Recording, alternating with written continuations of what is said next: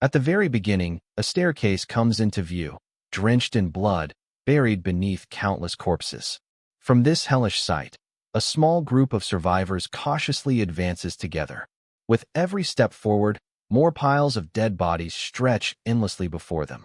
Yet among the survivors, a fragile hope lingers that a man named Manhwa might still be alive.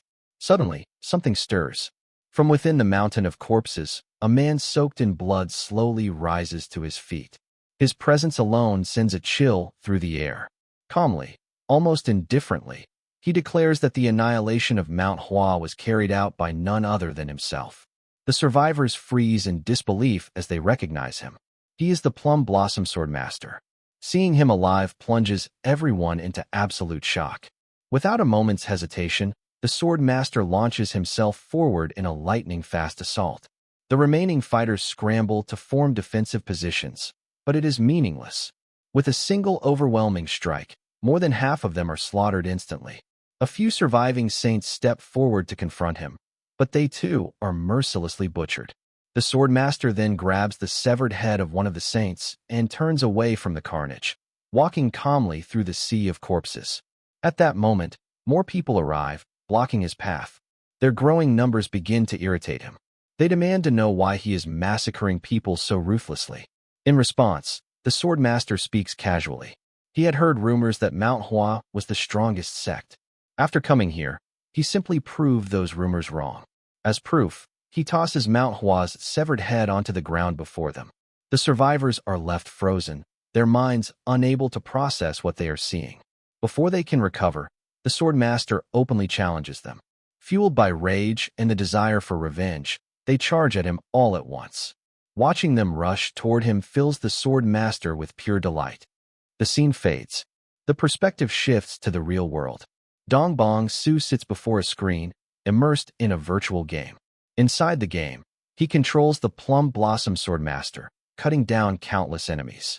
Even Bong Su finds it hard to believe he managed to fight so many opponents at once. It becomes clear, the massacre was part of a newly launched virtual reality game. Due to its extreme violence, relentless bloodshed, and disturbingly realistic dismemberment, the game has been flooded with protest emails demanding it be shut down. Yet to Bong Su, there is nothing else like it. That brutality is exactly what makes it irresistible. Still, he tells himself that next time, he'll try to play more calmly. As the atmosphere settles, the television in his room interrupts with breaking news. The report announces that the CEO of Dado Industries, No, is missing. Bong Su watches casually, remarking to himself that the CEO might already be dead. Then he hears it. A strange noise echoes from outside his room. Sensing something wrong, Bong Su turns toward the sound.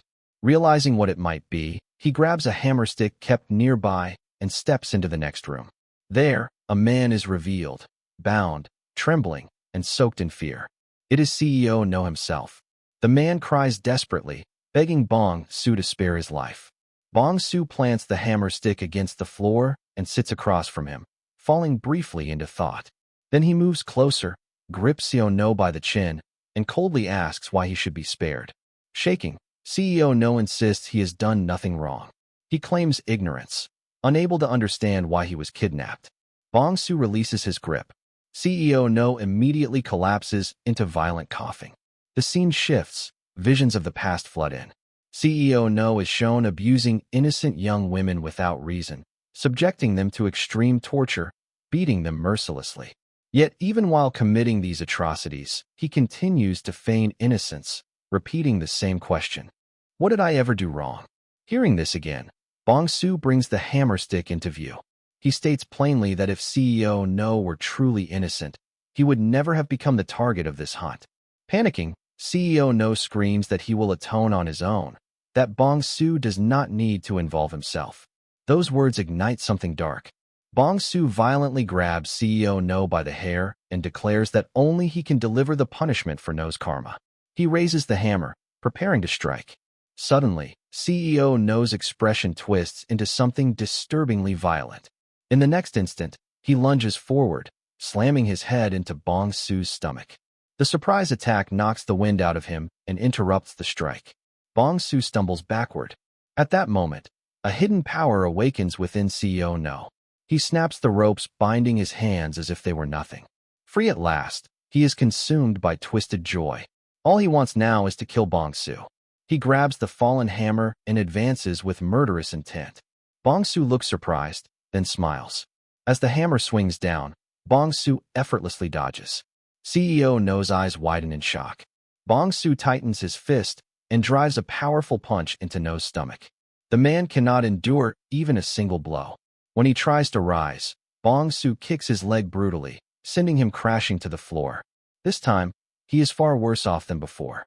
Crawling desperately, CEO No notices a gate ahead, glowing faintly with light. Clinging to the hope that it is an exit, he drags himself toward it, begging Bong-su not to come any closer. He slips through the gate and hides inside.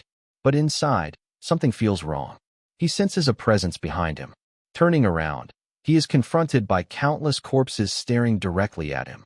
The horror leaves him frozen. Bong-su enters behind him and speaks coldly. Most humans are herbivores, he says. Among them exist carnivores, those who prey on others.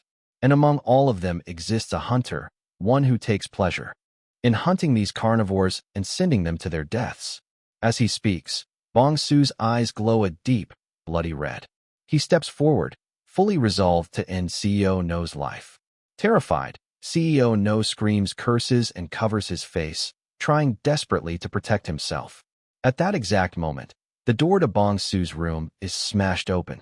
Police officers storm in, surrounding Bong-su with guns drawn. Their commander steps forward and announces Bong-su's arrest on charges of kidnapping, unlawful confinement, and murder. Bong-su stares at them in disbelief and asks how they found his base. In response, a warning shot is fired into the air. They order him not to move, reminding him that their guns are real. Bong-su watches the bullet hole, then slowly looks back at them. The situation feels eerily similar to the virtual game he was just playing. Suddenly, he begins to laugh. Confused, the police hesitate. Bong-su then reveals that CEO No murdered 6 women, tortured them, photographed them, played with them until they died. The officers are stunned. CEO No panics as his crimes are exposed. Bong-su points toward the corpses behind No and declares that these lives were taken by his hands. People like No, he says, are beasts, carnivores who prey on the innocent. Today he kidnapped No to hunt such beasts. He finishes by stating that the one who deserves to be shot is not him, but CEO No. Terrified, CEO No trembles. Then, a police officer calmly lights a cigarette and remarks that, to him, the only criminal in the room is Bong-su. Those words shatter something inside him. Enraged, Bong-su grabs the hammer and shouts that he thought the police could understand. Now he knows. Explaining is meaningless. He swings the hammer. At the same moment it strikes CEO No's face, the police open fire. As a bullet rushes toward him, Bong-su thinks that if he had just one more chance, he would have taught these animals a true lesson. He longs for a place, like that cruel virtual world, where judgment could be delivered without restraint. The bullet hits him. His memories fade. After an unknown amount of time, Bong-su's eyes snap open. He screams. He is alive. A man stands before him, furious that Bong-su survived. He grabs him by the collar, complaining about the effort it took to drag him here from the market. He threatens to kill him, then shoves him into a room and leaves, declaring his job finished. Bong-su burns with rage. He reaches for a stone nearby, trying to chase after the man, but the stone slips from his hand. He collapses, coughing violently. His body feels weak, barely able to move. Confused, he opens his clothes. This is not his body. It is skeletal, starved, covered in countless scars filled with pain. Looking outside, he sees the moon and recognizes the place. In the distance, the vast Murim Empire stretches endlessly across the horizon.